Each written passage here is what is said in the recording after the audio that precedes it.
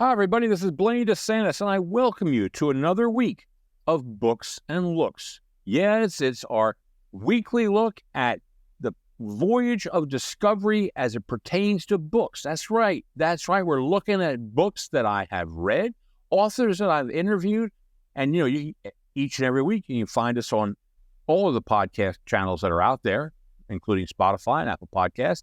And now you can find us and see us. That's right, on YouTube. You can see me talk with the authors. Wonderful response and great comments. Thank you for all of that. You can read my review of the books on viewsonbooks.com. Anyway, today we are joined by Otho Eskin. Now, Otho is a wonderful gentleman, wonderful author. He's been retired for over 20 years, and he's written plays. He tells about that. He talks about his series of books. The newest one is called Firetrap. That's what we're talking about, his newest book, Firetrap, and its protagonist, Marko Zorn, a different type of cop. Oh, yeah, different type of police detective. So, well, what genre is this? Action, maybe thriller, police, those sort of things. It's a book that grabs your attention from the very beginning. But Otho talks about his life and his career. He was in the Foreign Service. He goes over the countries that he worked at, including East Germany, and Iceland. Big difference there. And he talks about that. We talk about his serving on UN committees. We talk about Seabed Mining. We talk about the peaceful use of outer space, especially in light of what we've heard about the Russians developing some sort of nuclear device that send up the space to destroy our satellites. This is some pretty hairy stuff, and Otho is right there on top of everything. He's a wonderful interview, a great gentleman, and without any further ado, let's go right into that interview with Otho Eskin. Otho, welcome to Books and Looks. I'm happy to rejoin you. Thank you for having me. Well, you are quite an interesting gentleman with a wealth of knowledge beyond the written word here, and you're a fantastic individual. And as I've told many people, your life is a book, and I hope you get around to writing it sometime. But tell us a little bit about your background, if you don't mind. Sure. Well, I've lived all my life in Washington, D.C., almost all my life. Born in New York City, but lived in Washington. I went to school briefly in Paris for a year during high school, and that got me a taste of living abroad. And after college, I went to law school. I'm a lawyer in the D.C. bar, but I've never actually practiced law in the normal sense, because very soon after I finished law school, I joined the United States Foreign Service, and I was in the Foreign Service for 25 years or so, approximately. I served both in Washington and in abroad in various capitals around the world. And I got engaged in international law and negotiations, which we could talk about later if you wish. I retired about 20 years ago. That seems a long time, doesn't it? In any case, and I decided I really wanted to keep very active. And I had always liked writing. And even before I went to college, I was writing science fiction stories, none of which got anywhere. They're still sitting in a desk drawer somewhere, I suppose. But after I'd retired, I decided I wanted to write plays. I'd been going to the theater a lot for about 10 years or so, and really enjoyed the theater. And so I began running plays. There were a lot of them. Some of them were produced in Washington, D.C. Some have been produced in New York, and some have been produced abroad. One was produced in Australia, and there's one that I wrote some years ago called Duet, which is going to be produced in London, actually just coming up, or just another month or so. And so that's what I did for about 4 or 5 years after my retirement. And then I wanted to, as much as I enjoyed theater writing, I thought I would try my hand at something else. And so I thought I would do novels, kind of light reading novels. And in this case, the genre was adventure kind of novels that involved excitement and thrills. And so I did began to write a novel, and I selected a main character who was a man named Marko Zorn, who is totally fictional or not based on anybody real, who was a detective, a homicide detective here in Washington, D.C. And I did the first novel, which was Headshot, about him. And then I did my second book, was the first novel was The Reflecting Pool. Excuse me, I'm getting. And then my second novel, Headshot, also involving Marko Zorn as the protagonist. And now I've finished the third novel, which is Firetrap, which has just been released and it can be purchased on your favorite bookstore, on Amazon, and Barnes and Noble, or wherever you buy books. So that's got me started on novel writing and working on the fourth novel of the Marko Zorn series, and that kind of brings us up to date. There you go. Wow. Well, yeah, you certainly didn't take any time off after retiring, did you? I didn't. I went right to work. I'd like to work. Well, that's fine. That's fine. Hey, talk about foreign service. Now, where did you serve outside of Washington? Did you have any favorite countries or capitals, and your least favorite area?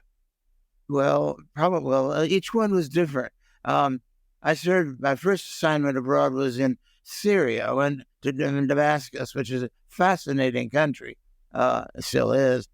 We weren't. There wasn't a war going on with my time, but it was very violent politics, and through several attempted coup d'etats against the then regime.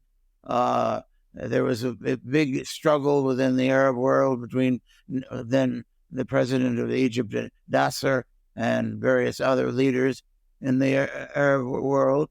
My second assignment was Yugoslavia. I went assigned to Belgrade. Then a fairly quiet country politically. It was under the leadership of Marshal Tito, who ran the country with an iron hand. They wouldn't have tolerated any lucky shines from any opposition. So it was fairly quiet, but it was a fascinating country to be in. My third assignment was Iceland, which is quite different from any place I've ever served, and quite different from any other country. For one thing, it doesn't have an army. It doesn't have a military presence. We, the United States, provide the military defense of the country. And we didn't have any major political issues between the United States and Iceland. So kept my job in the embassy quite straightforward.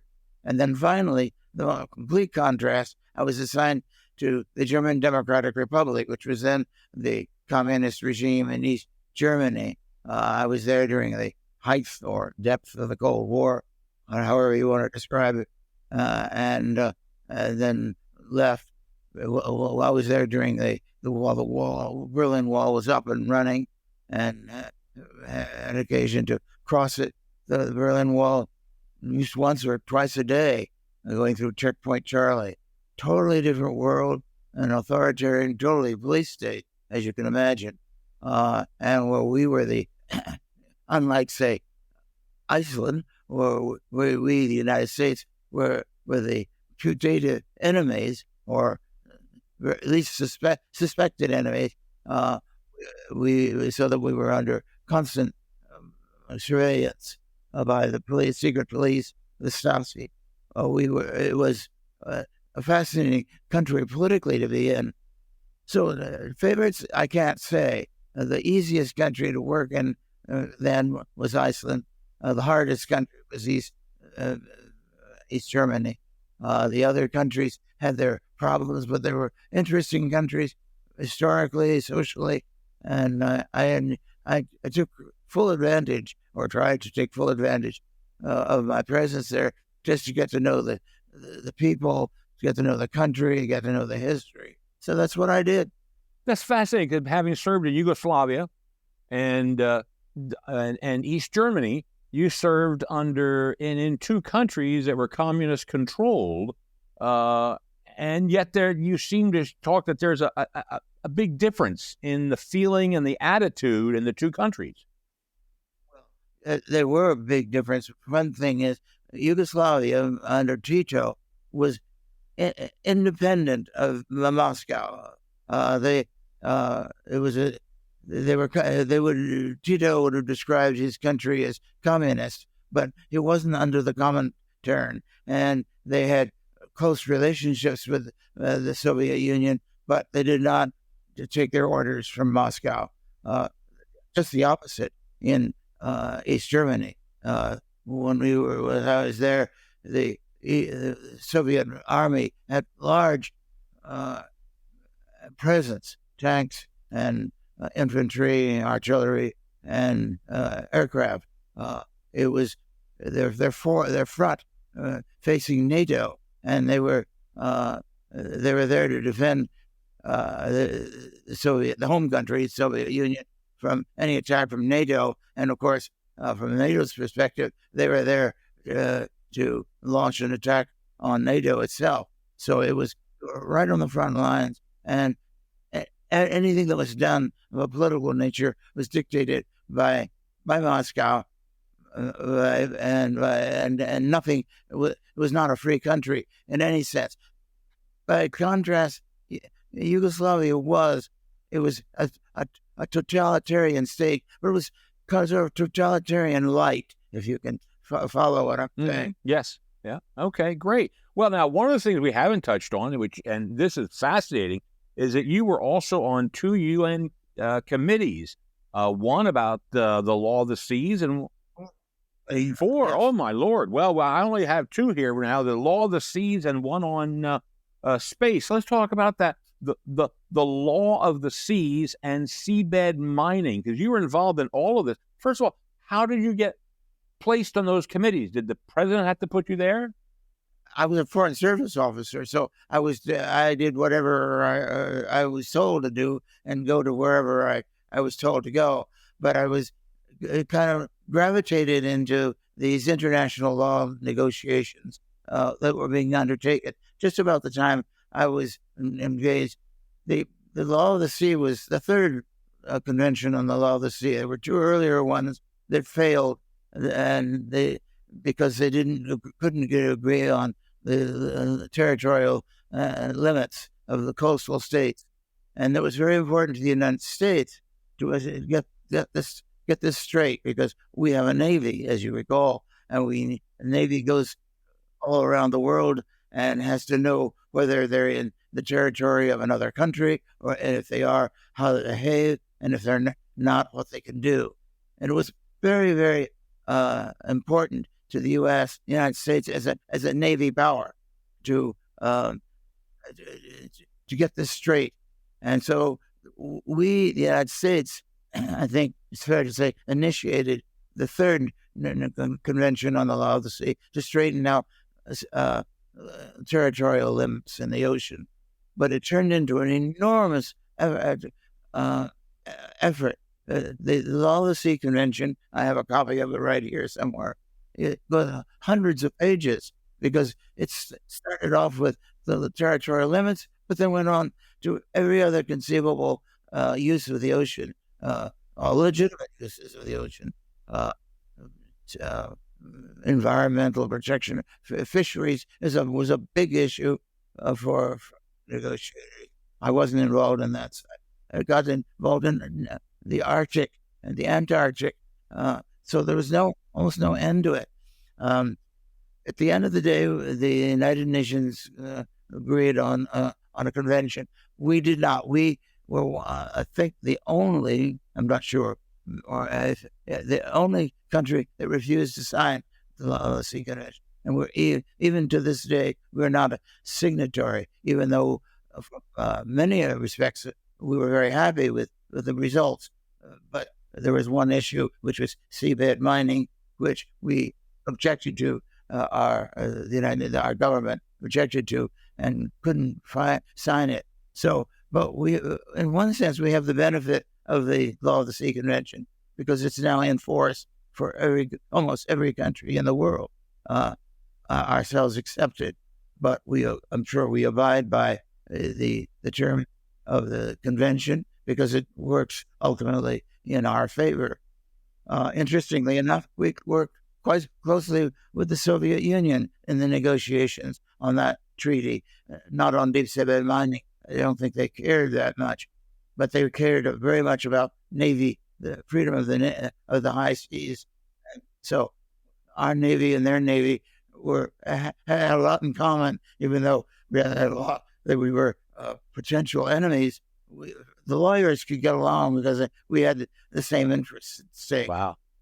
Well, tell us, seabed mining, I want to talk to if we could. Just what does that include? What does that entail? Talk to us about that a minute. When you go beyond the territorial limits of the coastal states, there's this vast area of the globe which is underwater, under the ocean. And it was discovered, I don't know when, but something many years ago, that it didn't, the bottom of the ocean is filled with or littered with what are called polymetallic nodules, which are objects about the size of a golf ball or a little larger. And they're formed organically. And I couldn't tell you, because I'm not a chemist, how they're formed, but they're the bottom of the seabed is awash with them, and they contain copper and chromium, and I've forgotten, and nickel, and the mining companies, big mining companies, wanted to mine these, and they actually bought a ship, which was originally built by the contractor by the CIA to retrieve a Soviet submarine, which it sunk, and they did. That's another story and nothing to do with me. Once the CIA was finished with their use of that ship, the mining companies bought it, and they could use that same device because there's a gigantic dredging device. It's open in the bottom of the ship. It's called a moon pool, as I recall, and there's a dredging device. So they just drop this dredging device thousands of feet into the bottom of the ocean and dredge up these nodules. And they thought this would be a great deal. A couple of things happened. The Law of the Sea Convention put a crimp on their activities, and they wouldn't do the mining unless it paid off, because they're a commercial company, of course, and the payoff is the bottom line. And it had to do, as I recall, with the price of copper, of all things. The copper was cheap, or relatively cheap during that year. It's now changing, and the mining companies have back an interest. But as you know, I'm sure, there is another issue, which is the protection of the environment on the seabed. In addition to these polymetallic nodules, there are lots of living critters, fauna and flora, living on the seabed, and it is now assumed that if you do some major dredging on the seabed, you're going to disturb these animals and vegetables.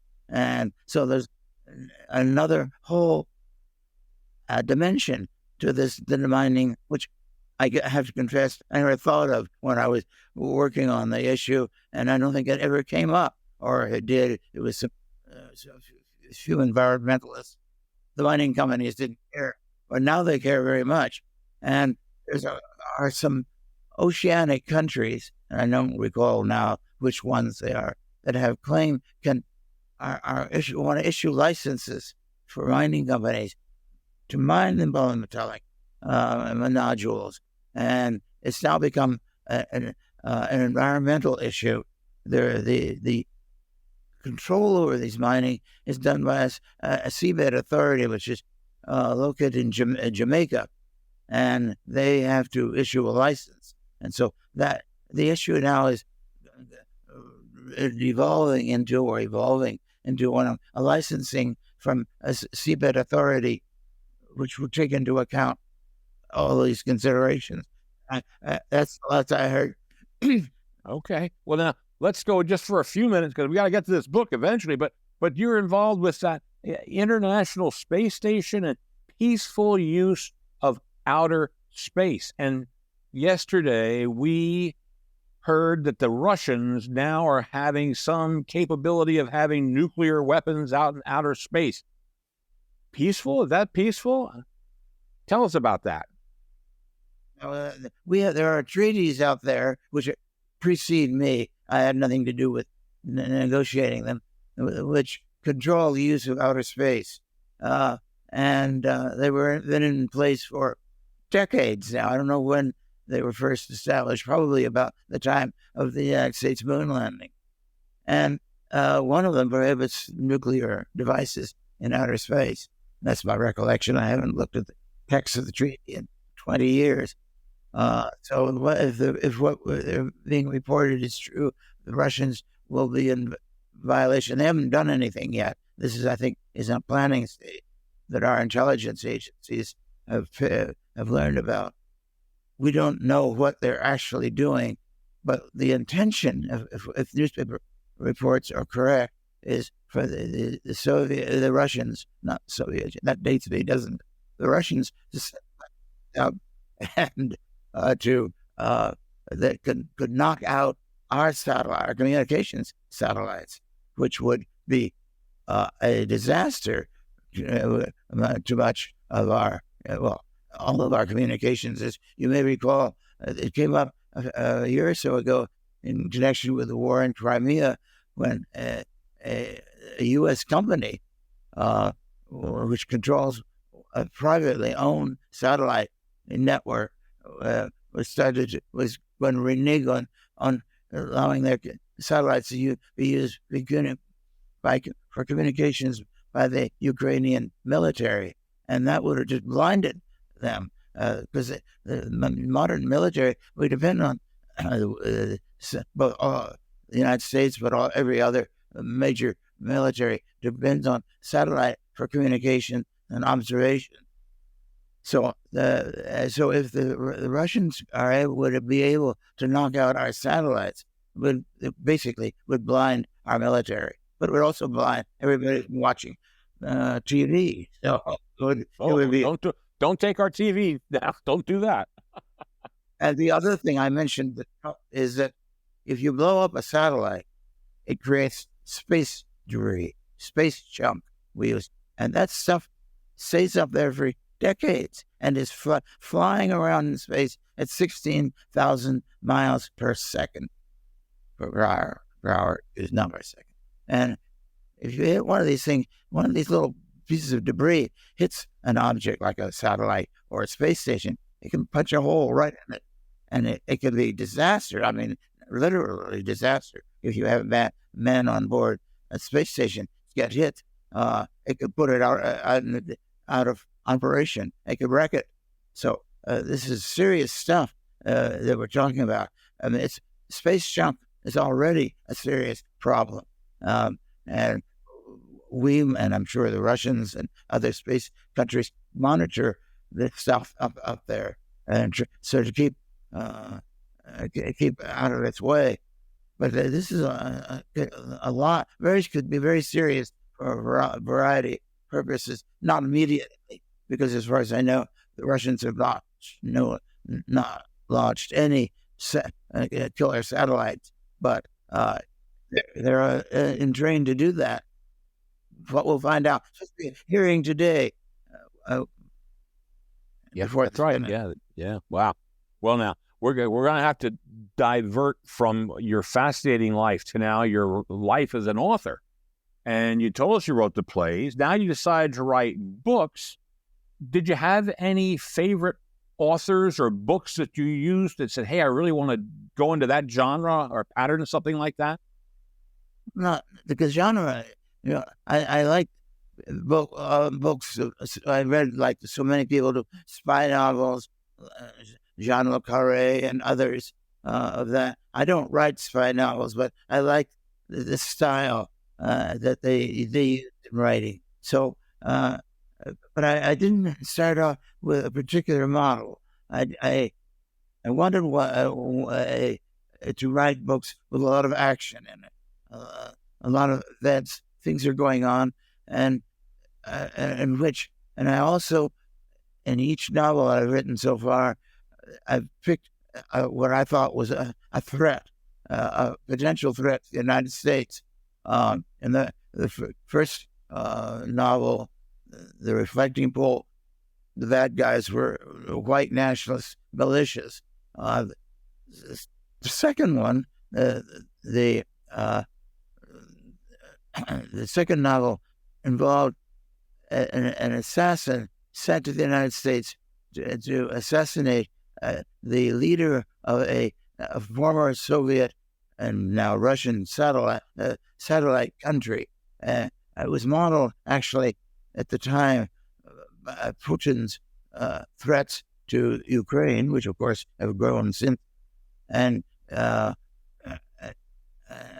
Georgia.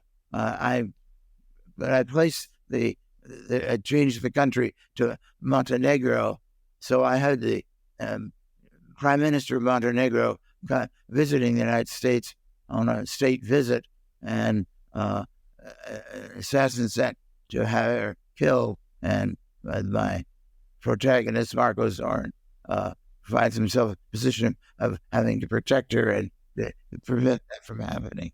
So each one so far has been on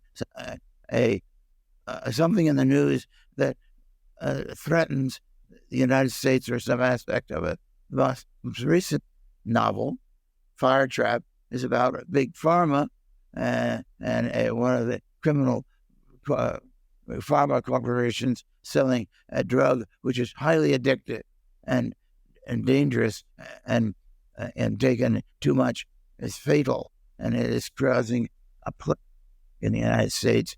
And Marko Zorn undertakes to find out who's behind this, which he does. Okay. Now tell me, when you write plays, that's a certain type and a certain style, all basically dialogue driven. Now, did that help you when writing your novels? Well, whether it helped me or hurt me depends on how you read the book. But it certainly was the model for two reasons. One is, because I wrote these plays in dialogue, naturally, I do a lot of dialogue in the novel. So a lot of events are described in the present tense, and that's the way. When you write a play, you're giving stage directions. They're always written present tense. George walks into the room, Mary screams, that kind of thing. So I find myself, probably not consciously, but subconsciously, drawing on that years of experience of writing plays. And so the books are written in the present tense, which is not normal, and it creates problems, but also makes it, at least I like to think so, a more immediate for the reader, so the reader feels he or she is in the scene. Right, that certainly does. I'll tell you that, especially this one. I'll tell you. Now, Marko, in and of himself, he's a sort of an anomaly. He's a policeman who doesn't carry, or a detective who doesn't carry a gun. He faints at the sight of blood. He's got friends in the criminal underworld. How did you go about drafting this thing? Where did you get all this with Marko? How did you come up with it? I don't want to have a conventional cop. I want a cop who's unusual in some respects. Also, the stories you read about where the police officer is the main character, he's usually an alcoholic or ex-alcoholic. He's divorced. He's having trouble with his teenage kids. And I wanted to get away from that. So this guy actually has a fairly happy private life, but he's very expensive taste. He wears expensive clothes. He goes to expensive restaurants. He buys expensive art and drives expensive sports cars. And in order to make money, he can't pay for that on a policeman's salary. So he makes his side jobs, which aren't totally legal. They're not actually illegal, but they're marginal. Right. They're right on that line, huh? They're on the line, yes. And he's by character does not like rules. He writes his own rules as he goes along, and he's a man of principle. He is very loyal to his friends. He does not ever kill a person unless it's an extremist. He does not use a gun. He has a very strong objection to using a gun. It's not for political reasons or ideological reasons. It has to do with an experience he had as a teenager in growing up. And the reader won't know exactly what it is, but you know that he won't use a gun unless it's absolutely essential. So he's very capable of using other weapons if he has to, and he is very capable of using his fists. He was trained in special forces, and when he served in the army, before he decided he couldn't use a gun and had to quit, he was a special forces ranger and very successful. And so that's where he gets his training to use objects other than a weapon, a gun, to achieve his purpose. He hopes talk his way out of any situation, and he often does. Sometimes he doesn't. He gets into serious trouble. Well, now for this book and the plot and everything, we're dealing with Big Pharma, and this. Tell me a little bit about the actual. What's this all about with Big Pharma? What are they up to here, and what's going on in this book? Pharmaceutical company, which was run by very old, elderly twin brothers, and they are basically psychopaths. They'll stop at nothing. They're very, very wealthy. They have billions of dollars, but they want more, and they are in the process during the story of Firetrap. They're in the process of getting approval of a new drug, which is probably highly addictive, and if abused can be fatal. And they're cheating the Food and Drug Administration by falsifying their research data. But they are, at the same time, the same company is selling a variation on that drug illegally in the street, and that has been adulterated by some very, very powerful narcotic drugs, and is resulting in a plague of deaths and addiction and deaths.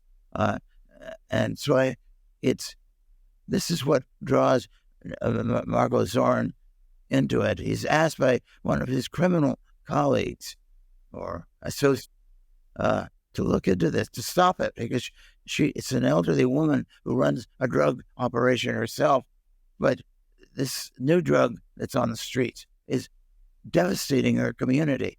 So she basically forces Marko Zorn to find out who's behind it and stop it. He does a very complicated process, learns who the people backing this drug are, and then finds a way to bring them down. I don't want to give that away. It involves a painting that was stolen from a Boston museum 25 years ago, and using that as a device, he gets entree into the Big Pharma corporation, and we'll go from there. Well, it leads up to a dramatic ending. Right. Well, you know, an ending. The beginning, though, Otho. The beginning.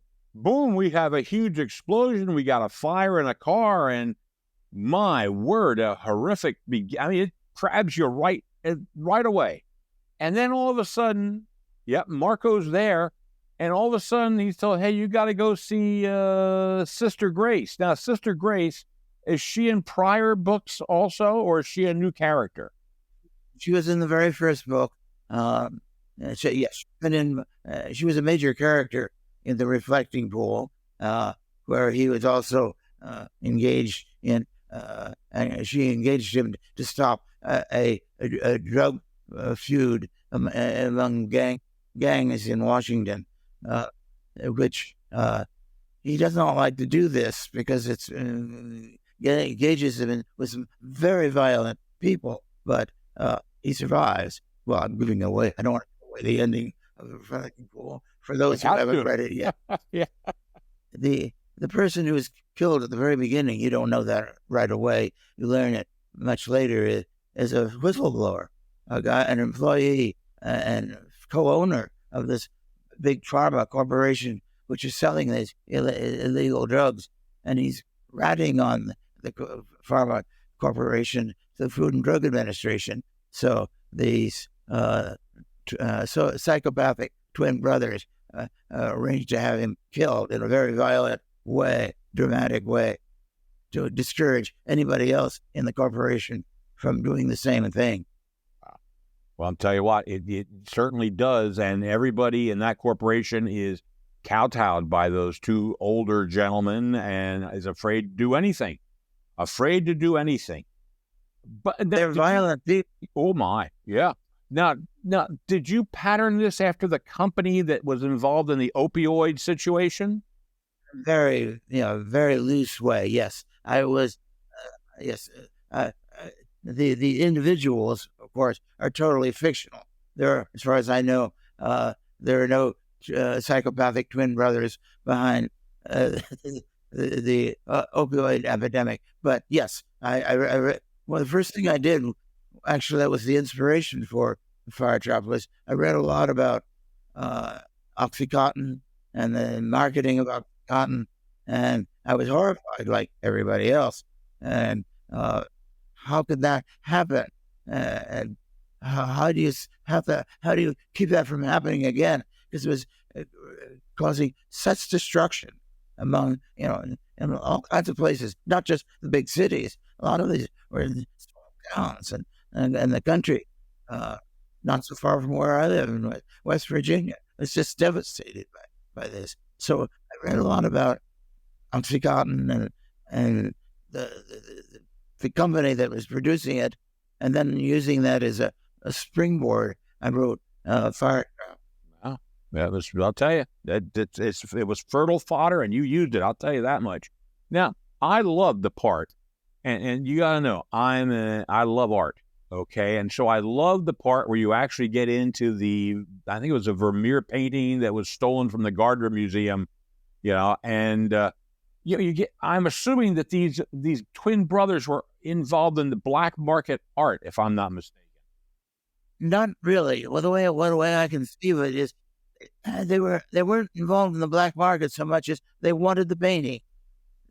These guys are billionaires. They can have anything they want, but they sometimes just want something for the sake of having it.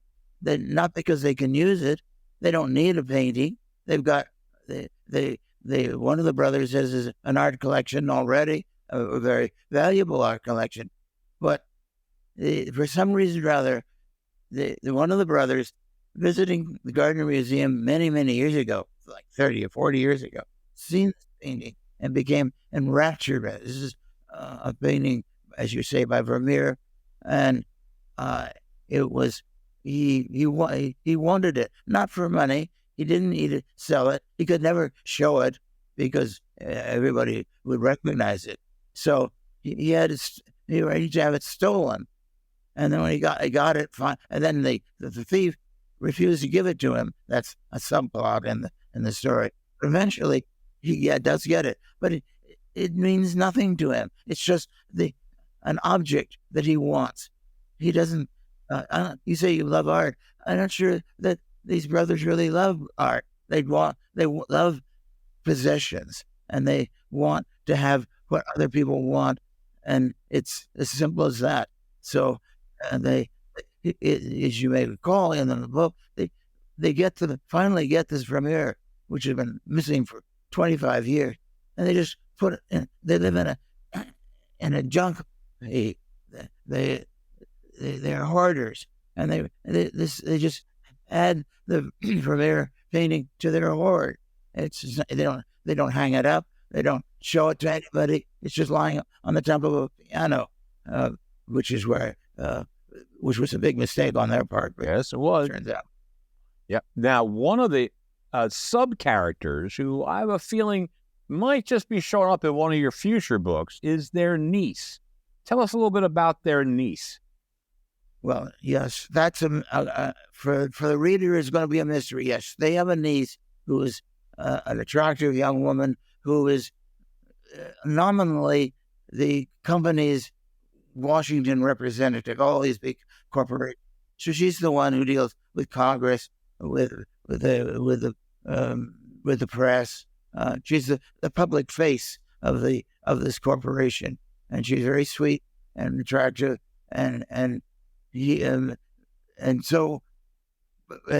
happens to be involved in the brothers' art collection. They want to give their art collection to the U.S. government, not including the Vermeer, incidentally. But you learn later on that she's actually a member of the board of this big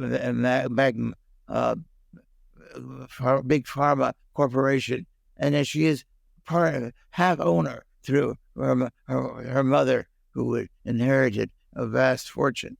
And I don't want to give away the ending. Anyway, you find out that she is, instead of being a sweet, guileless young lady, she is, in fact, a very dangerous person who takes very, very much has the same DNA as her psychopathic uncles. Right. Well, I'll tell you that she was fascinating. It's an interesting character. Now, this is also a cautionary tale, and about when a smaller company sells to a larger company, you sort of give up control of your company and what your company is doing. That's what these whistleblowers came from, if I'm not mistaken. Smaller companies that were absorbed. That's a very good cautionary tale you've shown us. That's very common. I mean, you get in this particular case, 2 young men just out of college, out of grad school, who invented a analgesic, which was very successful. So they created a company, and then this big corporation run by these twin brothers comes in and buys it. Very common. And once they buy it, they run it.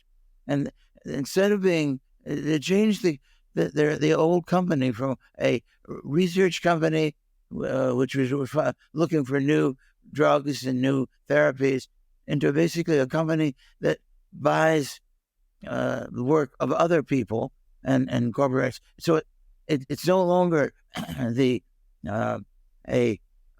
freestanding and altruistic company. It's a company that makes business is business, and so the whistleblower was one of the co-owners of the original company, and he is devastated to see what has happened to his company, and particularly appalled to see that it is now engaged in what is clearly criminal behavior. Mm-hmm. Mm-hmm. Okay. Well, it's again, this is it's a cautionary tale about what happens when the smaller company is absorbed, and the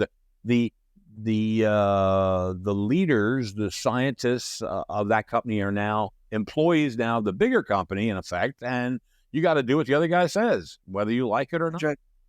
Company is now run by its marketing people and by the lawyers, not by the scientists. No more.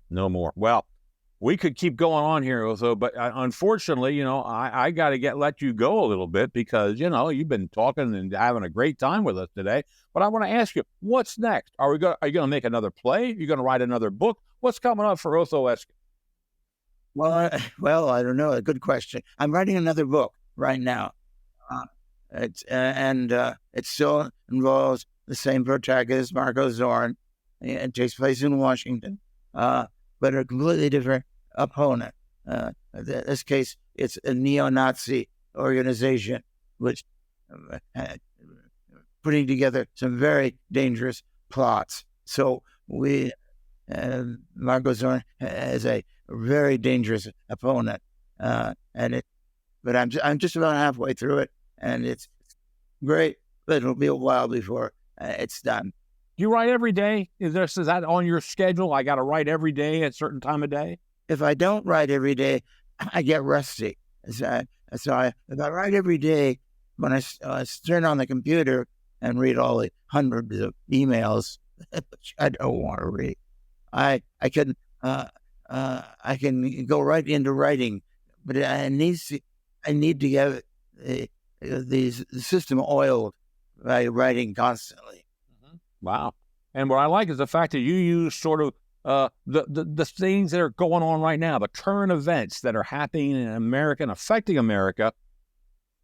You're right there. Yeah, Marko Zorn is right there. He's helping us, defeat the bad guys. And it's a wonderful series. So I got to tell you, I really like it. And Firetrap. Well, Firetrap's a fine book. Again, now here's my problem. I got your book. I read it in 2 days. Now, it takes you a long time to write that book. Do you get frustrated when people say, "Oh, I read it in 2 days"? You say, "Well, hell, it took me a year to write this thing." Is that good or bad for an author? Yeah, I'm not frustrated when people tell me that. I'm delighted. Good. Well, that's great. You've been a wonderful guest. We have so much more we can talk about. I hope we will, when you come out with book 4, get together again and chat. It's been a lot of fun. Okay. Thank you very much. They're very good. Friends, we're going to be right back in a moment. Well, friends, I hope you had as much fun and learned as much as I did from this Otho Eskin interview. Like I said, he talks about a lot of things. The book is spectacular. It barely takes any time to read. It's a fast read. But what I'm looking at this week is other things we talked about. Why don't you do yourself a favor and look up stuff on Seabed Mining? Yeah, look up at Seabed Mining, because there's a lot of issues out there. And, it's something we've got to pay attention to because of the environment and all these other things, because there are a lot of minerals down there that people want. And you just can't go taking them willy-nilly without causing damage to the environment. Also, hey, keep an eye on the Russian situation with the nuclear stuff, because that's out there, So, you never know what's going on. And so, hey, thanks to Otho Eskin for being a great guest, writing a good book, and tell us a bit about what he knew from his time in the Foreign Service and on these UN committees.